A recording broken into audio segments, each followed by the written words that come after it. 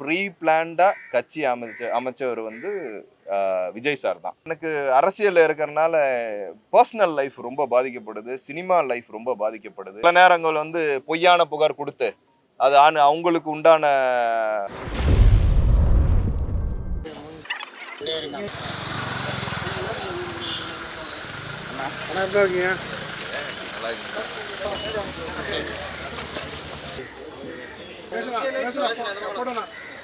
சரிங்க சார். இங்க பாருங்க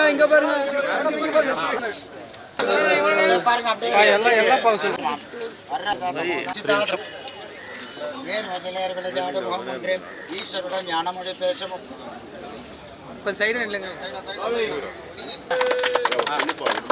சார். இங்க பாருங்க.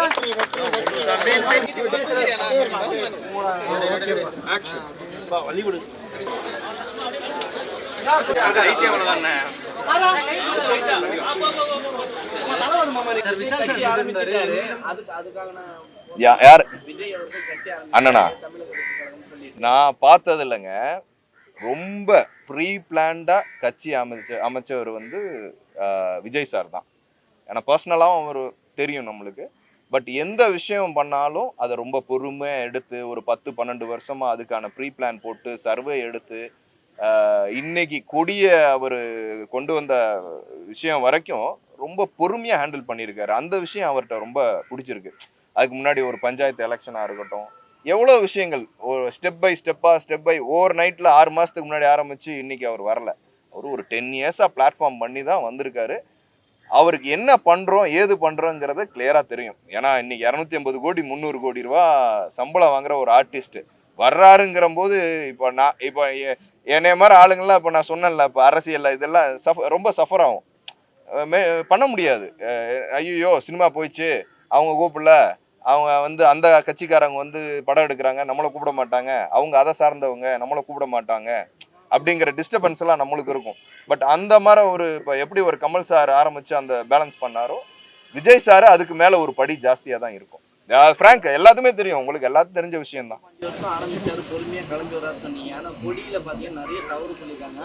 பூவே வந்து தூங்கு மூஞ்சி பூன்னு சொல்லுவாங்க. ஏங்க அதாவது இங்கே பாருங்க, தூங்கு மூஞ்சி பூவா இருக்கட்டும், எந்த பூவா இருக்கட்டும், அது ஒரு பூ தானே. ஆமா, அதுவும் ஒரு பூ தான். அதுக்குன்னு ஒரு தன்மை இருக்கு, அதுக்குன்னு பயாலஜிக்கல் இது இருக்கு. அவர் சொன்ன விஷயங்களே அந்த போர் யானை அந்த மாதிரி விஷயங்களே ரொம்ப நல்லா இருக்கு.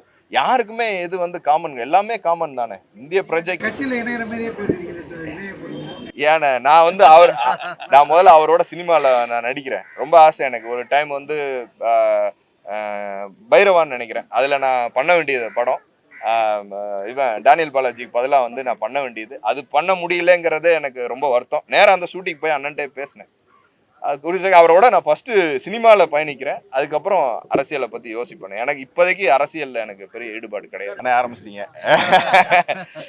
காமா அப்படிங்கிறது வந்து நீங்க எப்படி வேணாலும் எடுத்துக்கலாம்.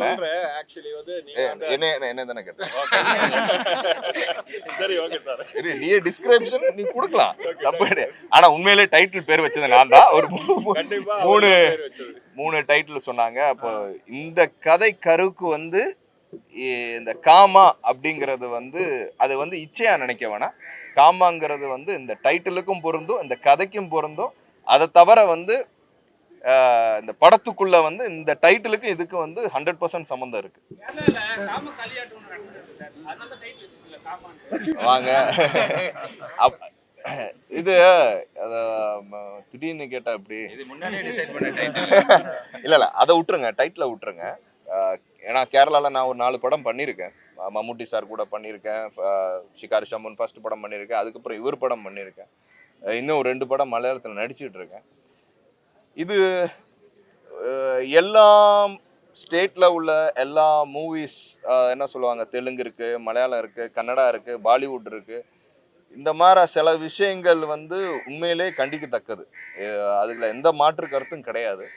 மலையாளத்தில் பொறுத்த வரைக்கும் இது என்ன இன்சிடென்ட், 2016 நடந்த அது ஒரு இன்சிடென்ட் நடந்திருக்கு.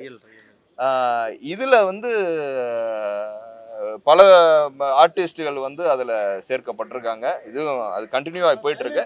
நம்ம தமிழில் நீங்கள் பார்த்தீங்கன்னா ரீசன்ட் ஒரு 2 இயர்ஸ் 3 இயர்ஸ் முன்னாடி இந்த மாதிரி இஷ்யூ வச்சு அதுக்கு ஒரு கமிட்டி வச்சு விஷால் தலைமையில் வச்சு ஒரு கமிட்டி வேற வச்சு நாங்கள் அதை பண்ணோம். நான் அங்கே இருந்தப்போ ப்ரொடியூசர் கவுன்சில்லையும் அதுக்கு உண்டான ப்ரொடெக்ஷன் வந்து தமிழில் அது இருக்குது. ஏன்னா இவங்க வந்து இவங்களோட பாதுகாப்புங்கிறது ரொம்ப முக்கியம். சில இது அட்ஜஸ்ட்மெண்ட்டு சொல்கிறாங்க, சில விஷயங்கள் சினிமா இண்டஸ்ட்ரியில் சொல்கிறாங்க, அவங்களும் ஒத்துழைச்சி பல விஷயங்கள் இருக்கும். திடீர்னு அவங்களே குறை சொல்கிற விஷயங்கள் இருக்குது. அது முழுக்க முழுக்க வந்து தவறான விஷயம். இதில் வந்து ஃபர்ஸ்ட் ஆஃப் ஆல் நம்ம வந்து ஹீரோயின்ஸுக்கும் சரி, கோ ஆர்டிஸ்ட்டுக்கும் சரி, ஜூனியர் ஆர்டிஸ்ட்டுக்கும் சரி, எந்த பெண்ணாக இருந்தாலும் நம்ம பாதுகாப்பு கொடுக்க வேண்டியது அவசியம்.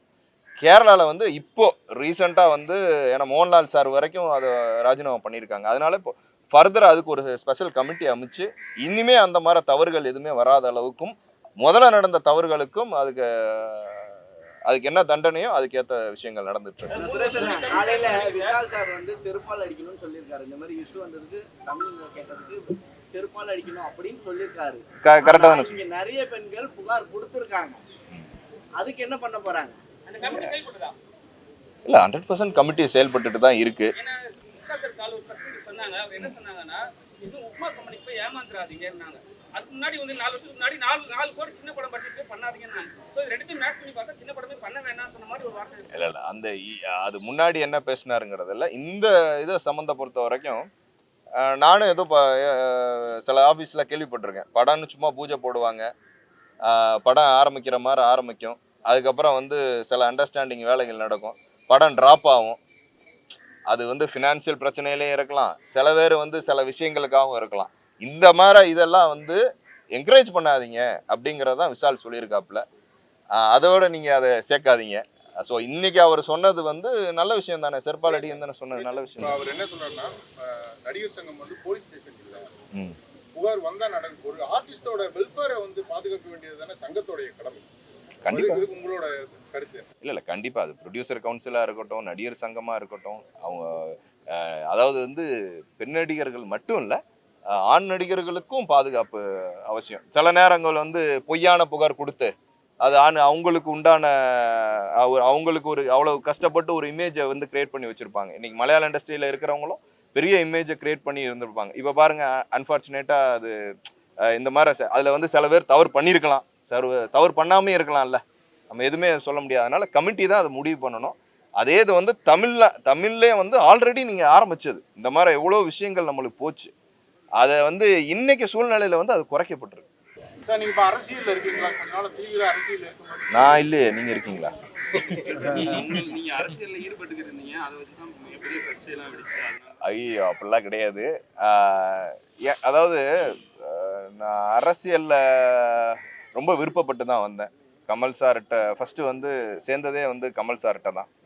அப்போ உங்களுக்கு தெரியும், ஆரம்பித்து பெரிய ஒரு எல்லாமே பண்ணோம் கமல் சார்கிட்டருந்து. அதுக்கப்புறம் நான் வந்து சில மோடிஜியோட ஈடுபாடுகள், அவரோட ரொம்ப இஷ்டப்பட்டு தான் நான் வந்து பிஜேபி போனேன்.